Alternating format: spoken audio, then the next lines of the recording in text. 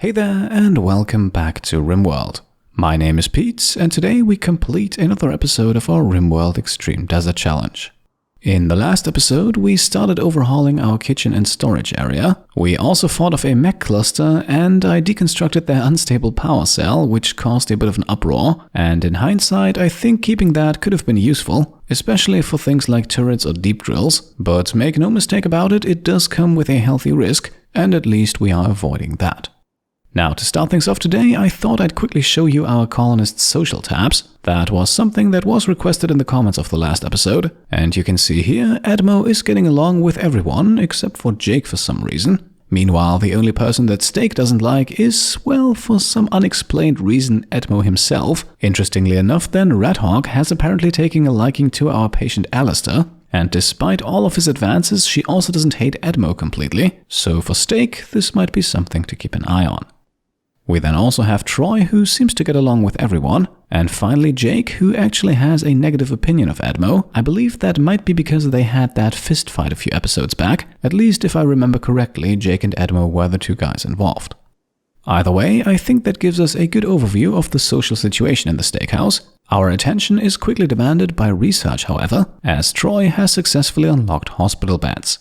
Now, constructing those costs quite a bit of steel, but a hospital is on our short-term to-do list. Eventually, we will also want vitals monitors to put in there, but as you can see here, we would have to unlock the multi-analyzer first, and that appears to be a lengthy project. So instead, we are going for transport pods next. After all, we are continuously receiving quests that take place at some point on the world map, and with transport pods, we would be much more flexible in our ability to occasionally accept those. Since we're swimming in rice, we will also make some chem fuel today. In the last episode, we used up a few of our explosive shells with the mortar, so let's make a few additional ones here. After all, there is no knowing when we might need them. And well, that is really all that happens during this first day of today's episode. In the evening, we can watch Edmo use the new kitchen to make some more meals, and we also have a group of travelers pass by, but unfortunately, they are not interested in trading.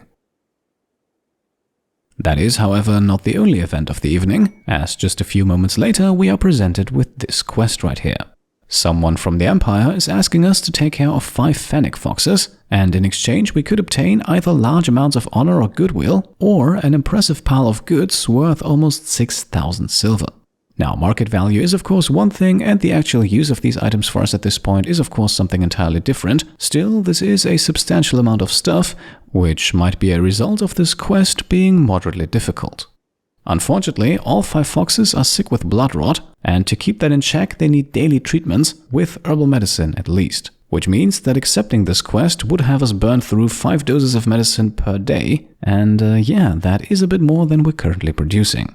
We could of course increase our production, I think we have a bit of flexibility there, but that still leaves us with the threat of a mech cluster arriving at some point during this quest, and from the looks of it, that could be a large one. So I'll have to do some thinking about this. Luckily, we have about 7 days to make a decision, so let's see how things go in the meantime. Our last 2 tasks of the day are then mining some steel and also finishing another small sculpture, and this time Steak produced an excellent result, although the depiction of a bamboo tree with a pine tree nearby does not really hold that much artistic value in my opinion. Still, we can install it in what is going to be a very temporary place for it, and then we can jump ahead to the next morning. And we are starting this one off just like the last one, with more chem fuel and more explosive shell production. And then, while Redhawk and Edmo are out harvesting rice, Jake and Steak are starting the construction of what is eventually going to be our new hospital. As you can see, it is going to be quite a bit larger than what we currently have, and the building plants are also still blocked by parts of the potato field, but that should be ready to be harvested in just a few days, and I think we'll actually get rid of it then. At this point, we are producing more than enough rice to keep everyone well fed.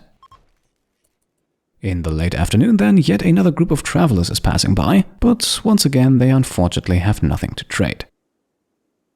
And so the construction process continues throughout the evening, until a few hours later we have our very first trade ship arrive. So let's send Redhawk out to the comms console and see if we can strike a deal. Right, so first things first, we are clearing some storage space by selling a few leathers here. We will then of course also get rid of all the flake, and that already gives us a good amount of money to play with, and we can increase that a bit further if we add in some old clothing items. Now, at this point, I was tempted to purchase a few chickens, but before we do that, I think I would like to hear your opinion. Now, in terms of egg-laying efficiency, chickens and geese are very similar. Chickens lay eggs at a slightly lower interval, but also require a little less nutrition, and in the end, it pretty much evens out. However, for a few weeks now, I have been playing around with the idea of turning the steakhouse into a purely vegetarian colony, which is a bit ironic considering its name, but would also be a nice contrast to our previous, rather meat-based Ice Sheet series. And animal products like milk and eggs can be used as meat substitutes in this game, so with a few chickens, ducks and maybe cows to produce all of that at a regular pace, our colonists could stay away from meat for the foreseeable future. Again though, that is just an idea I have been playing around with, so I would be interested to hear what you think about it, and whether or not we should focus on acquiring some of the necessary animals. For the time being though, we are holding off on any living purchases and instead grab ourselves an advanced component that is going to be hugely important for us to build the mineral scanner, and we will also acquire 20 units of neuroamine, which is a required component to eventually make medicine, and I think we are at a point in the game where we could make that switch. Yes, herbal medicine has served us well up until now, and it will likely be enough for a few more in-game weeks or months, but our enemies will get tougher and our injuries unfortunately more severe, so down the line I think real medicine is the way to go. During the night then, we are witnessing a cargo pod crash. Inside we can find 40 nutrient paste meals, certainly nothing that gets me excited, but I think at least patient Alistair is not going to mind, and well, even if he is, he's not really capable of doing much about it. On the next morning then, the meals are being hauled into our freezer, the hospital is also slowly taking shape, and Edmo is making a new cloth button-down shirt for Steak. Around noon then, it is time to butcher another bear. Our animals are slowly running out of kibble, but as you can see, making more is not a problem. A few hours later then, we can finally build the ground-penetrating scanner. The thing has to be placed outside, or at least not underneath a roof, but of course, the current placement here is likely not going to be the final one. Before construction finishes though, Troy already unlocks transport pods, and we will actually leave it at that for the time being, because operating the scanner is also dependent on the research skill, so the higher that is, the more efficiently the machine will be used. And as you can see, Troy gets started right away. Sooner or later he is guaranteed to find something, and again with a high research skill, the intervals between those findings are much shorter. Today though, we are not making that much progress. It is already late in the evening, and so a short while later all of our colonists can be seen going to bed. On the next morning then, we are using some of our steel to construct a few more hydroponics basins. However, that process is quickly interrupted as we're being attacked by a group of tribespeople, and it looks like these guys are looking to dig through our defenses, so simply letting them run into our turret fire is likely not going to work. However, since they're coming from the top left, I'm not quite sure where exactly they're going to dig in. It appears to make sense though to send our colonists into an area that is not already fortified with turrets, so that we can ideally kill the digger as fast as possible. I have checked, and luckily there is only one. And well, the main problem for our attackers is that this guy has to breach our defenses first, so let's see if we can swiftly take them out before we have to retreat.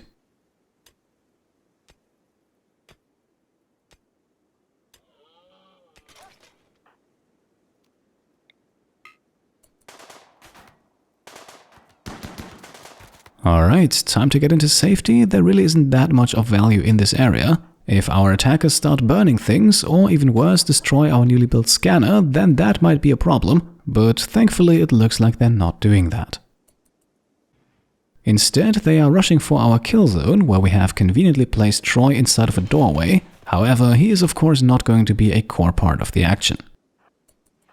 Instead, Edmo, Jake and Steak will take up firing positions, backed up by constant turret fire. And even though only Jake is heavily armored, our enemies should have little to resist against that. At the end of the day, if you're only wearing tribal clothing and leathers, then a bullet is going to kill you rather quickly.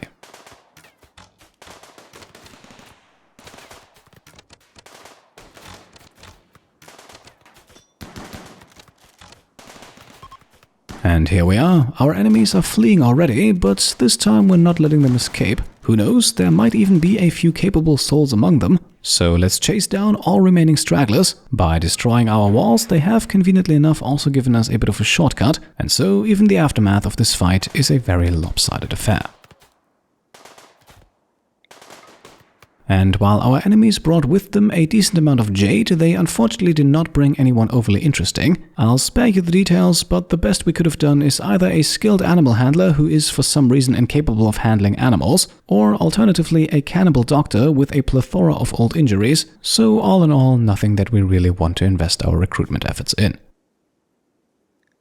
Instead, we will simply haul back all of the loot, including the digger's steel plate armor, not with the intention of using it of course, but we can smelt that and recover some valuable steel. And so the afternoon is spent with hauling, cleaning up, repairing and corpse burning, and maybe because of our recent success in battle, Redhawk receives an inspiration, a trade inspiration to be precise, so our next transaction promises to be a lucrative one. And it also looks like we don't have to wait long for that, as in the middle of the night a trade caravan arrives, so early in the next morning it is time to do business. And once again we'll start off by selling our flake for a nice profit, as well as Steak's old cloth formal shirt, which then also reminded me that he does in fact need royal clothing, so the button-down shirt we just made him is unfortunately not going to cut it. Other than that, we will purchase 5, well, let's make it 10 components. Our map is slowly running dry and we are not yet at a point where we can manufacture them ourselves. And that's about it, and so another day in the steakhouse begins. While Redhawk is then smelting that armor we obtained earlier, Troy is throwing a party, and so we can see our colonists spend some time together, all of them except for Steak, who is still asleep, as well as Alistair, who is still not really in a partying condition. The next few hours then pass by rather uneventfully until we receive another quest in the afternoon, and this could be a good chance to use our recently unlocked drop pods for the first time. All we would have to do is clear out a 5-person tribal camp, nothing that we can't handle I think, and the rewards here are looking very solid, but again we have some time to think about it and to first focus on our other projects, of which there are still a few. And things are not exactly made easier by yet another raid. This time we have mechanoids coming in drop pods, in theory a little more dangerous than those traps people earlier, were it not for the fact that they are landing all over the place, and that we also still have a caravan on the map, albeit one that is currently in the process of leaving. Still, as you can see, on their way out they are attacking a lone pikeman in full force, and unsurprisingly the mechanoid does not last long.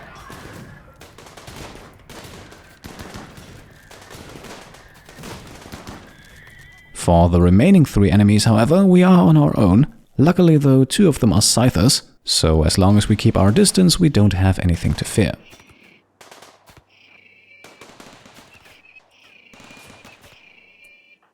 Now, one of the attackers does manage to blow up one of our turrets here, but as you can see, that results in its own death as well. Thanks to the other turrets though, the second scyther is killed before it can do any substantial damage.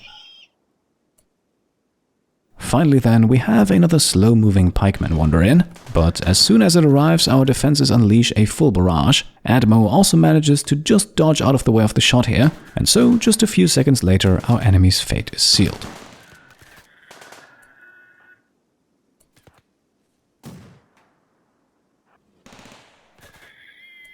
Just a few seconds after the attack, we then once again have visitors arrive, and once again they also do not have anything to trade, so they are of little interest. The lost turret, meanwhile, is quickly rebuilt, and with that the day comes to an end, and we can rejoin the colony on the next morning for some repairs, some chem fuel production, and the smelting of the mechanoid corpses.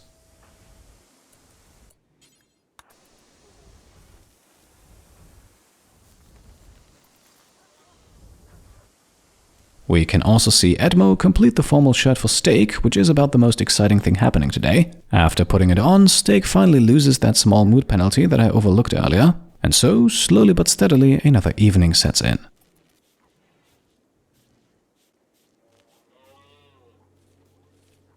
Shortly after, we have another set of cargo pods crash down, and inside we can find some unfertilized duck eggs, nothing that we desperately need at the moment, but we will haul them into our storage room anyway. You can also see that right next to it there are the remains of a small steel structure, so before the night fully sets we will have Jake and Steak deconstruct that to help out with our steel supply. On the next morning then, with Edmo working the fields, we have yet another quest pop up, and this one looks interesting to say the least. All in all, it is relatively straightforward. One way or another, we have to fend off 28 man-hunting wargs, and we can choose from a variety of good rewards, although the anti-grain warhead is certainly looking intriguing, and I think having that as sort of a fail-safe, that would not be the worst thing in the world. Still, for the time being, let's continue on with the harvest. After rice and psychoid leaves, it is also time for the cotton fields. And then, in the early afternoon, we have good news from the stables, as Alpaca Silverhand has finally given birth. Unfortunately though, our little baby here will not receive a name. At least for the time being, I think we will continue to sell any offspring, and judging from today's episode at least, coming by traders should not be a problem.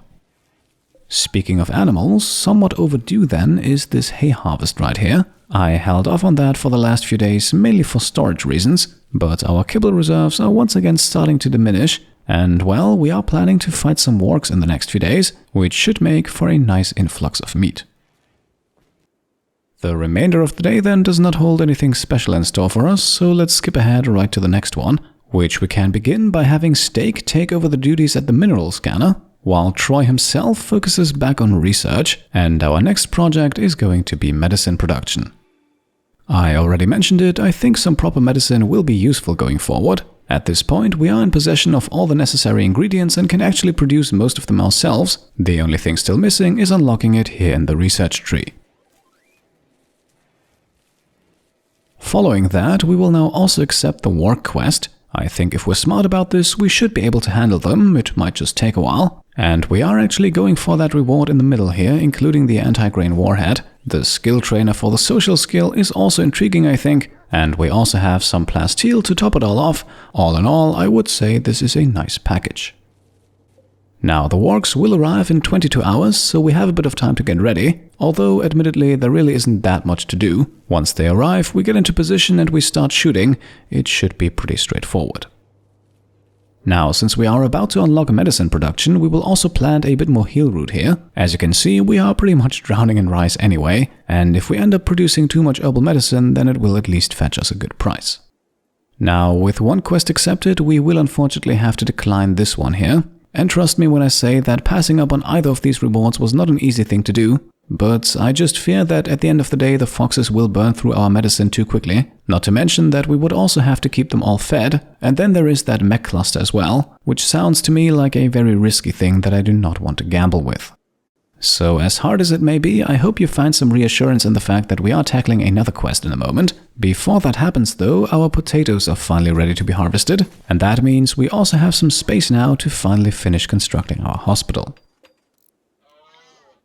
The potato field, meanwhile, will completely be removed. Out here in the desert, those plants can unfortunately not compete with the rice grown in hydroponic farms. And down the line, maybe even as early as the next episode, we will need this area for something else.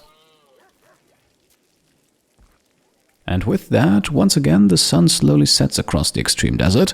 But at least Red Hawk will not be able to rest that quickly, because once again, it is time to make contact with another trade ship. And once again, we are selling furs here to clear some storage space. We can also sell the button-down shirt we mistakenly produced for Steak, and that's it, at least for the moment, because by making those trades we now have some room again around the orbital trade beacon, which we can use to store our flake, which we can then sell to the trader as well.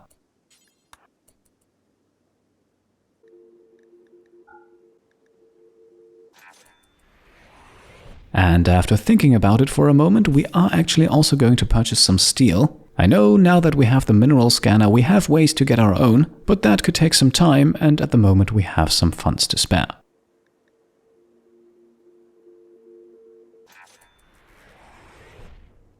The rest of the night then passes by pretty uneventfully, but as the sun rises, so does the danger. The morning is here, and so are the wargs. Now, 28 of them, that is without a doubt much more than our turrets can handle, so we will definitely need some additional firepower, and even then I think that is likely not going to be enough, but it should help us with the initial thinning out of the enemy numbers.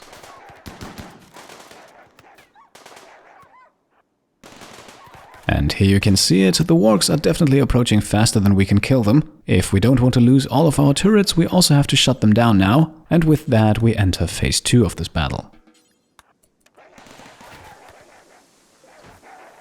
Some of the animals are already injured and will likely succumb to their wounds over time. In the meantime though, killing a few more sure can't hurt, and well, we have employed peekaboo tactics with great success in the past. I see no reason why that should be different this time.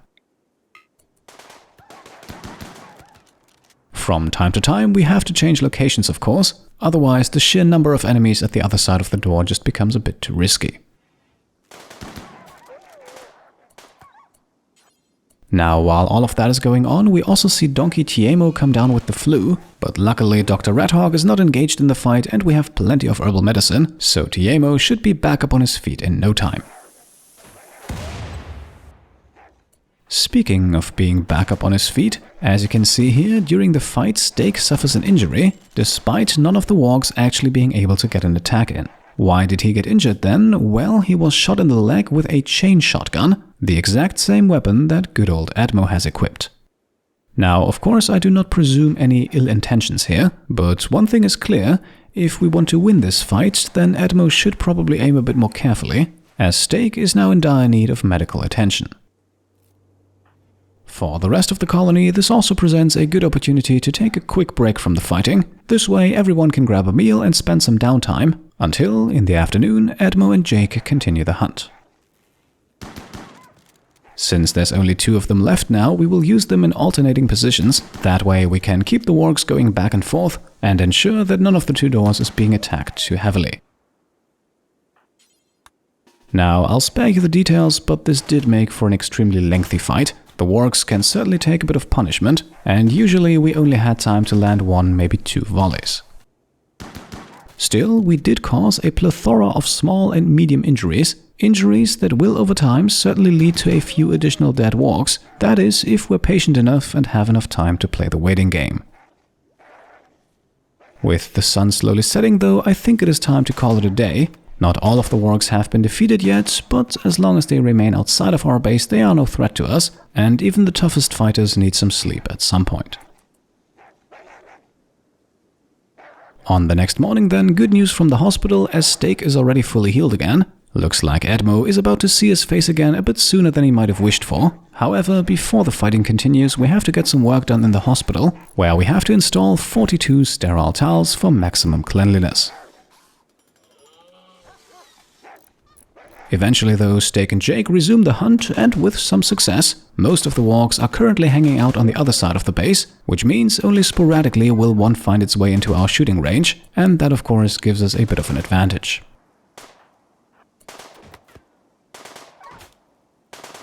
Over the course of the night, many animals have actually also died or fallen unconscious. For the last one here, we now have to use the exit to the north of the base, but eventually it goes down as well, and with that the quest is more or less completed.